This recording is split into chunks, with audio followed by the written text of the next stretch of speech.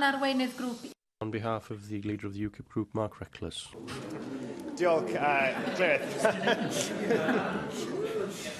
my group leader asked me to pass on his apologies as he is at a family funeral today.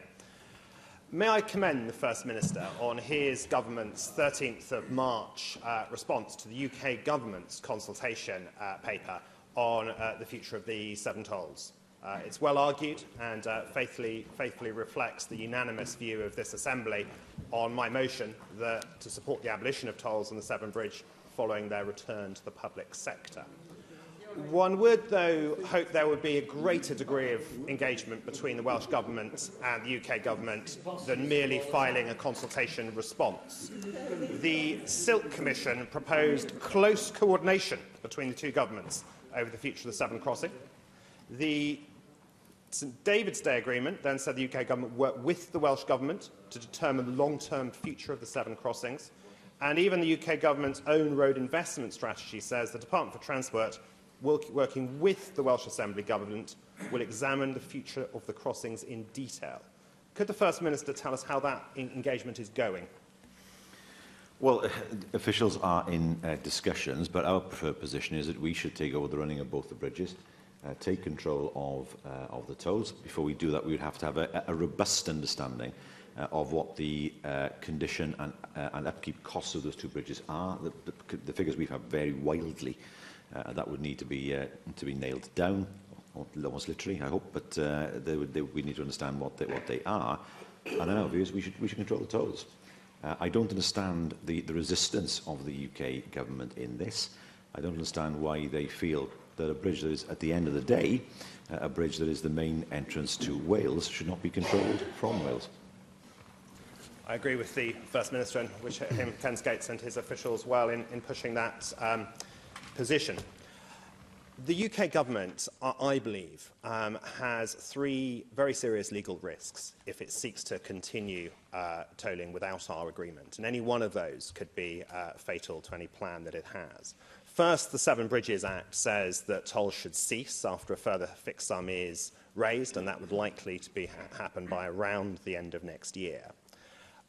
Second, we have, under Schedule 5 of the Government of Wales Act, it lists devolved matters, including Matter 10.1, the making, operation and enforcement of schemes for imposing charges in respect of the use of Welsh trunk roads.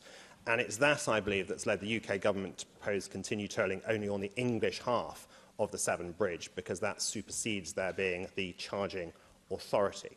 And they would need to enforce that toll potentially at a plaza in Wales, which I submit runs counter to the Government of Wales Act. And thirdly, they have a further problem that the Transport Act 2000, which they're now planning to use, says that a trunk road charging scheme may only be made in respect of a road if the road is carried by a bridge or passes through a tunnel. It doesn't provide for the charging for part of a road carried by a bridge, and the use of the phrase passes through a tunnel implies, by analogy, going from one side of the river to the other. So for all those reasons, can the First Minister consider what more he or his government might do to emphasise to the UK Government, at the very least, the legal risks they run if they do seek to impose charges in future without our agreement? Well, the member has raised these issues before. We did look at them. It appears to us that because of the nature of the legislation governing the Severn bridges, that they are reserved. That does not mean, however, that the points that he's already raised should not be investigated further. I'll do that and I'll write to him because they merit further investigation. Of course, the tolls on the old bridge are on the English side, and the tolls on the new bridge are on the Welsh side. We prefer it if there were no tolls at all on either side and an agreement reached in terms of maintenance of the bridges. Thank the First Minister for his response. The legal position, at least sent to me in correspondence, has, however, changed. Initially, the focus was the UK Government could do it because it was the charging authority, but actually the UK Government isn't seeking to enforce on our side of the road, and it would need to enforce, and there are real difficulties in doing that in a later act. And there are three different arguments, any one of which would be fatal to the UK Government's position.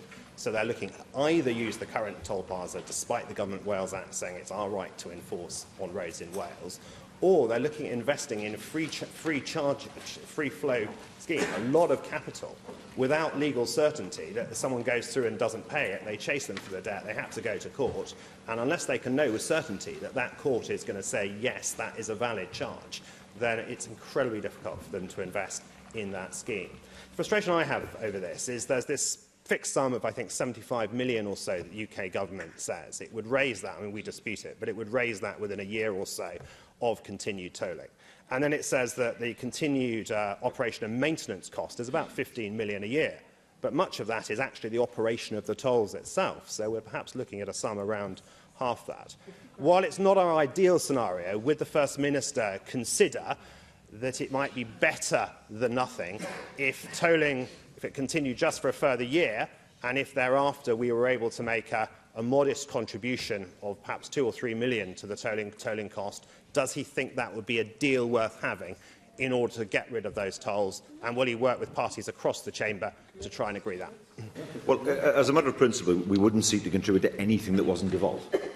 But if it's not devolved, then it's a matter for the appropriate UK government department to deal with. It strikes me that he's suggested a way forward, but the easier way, to my mind, is simply to have no tolls at all. In an interim period, to have electronic tolling, although there's a substantial investment that's required in that. And, of course, the issue for us is that the faster the traffic goes through the Severn bridges, the faster it arrives at the Bringlass tunnels, adding to the congestion that already exists at those tunnels. That is a factor we're aware of, and obviously he will know the proposals that the government have made in terms of that. To me, this is a simple issue that doesn't need to be made complex.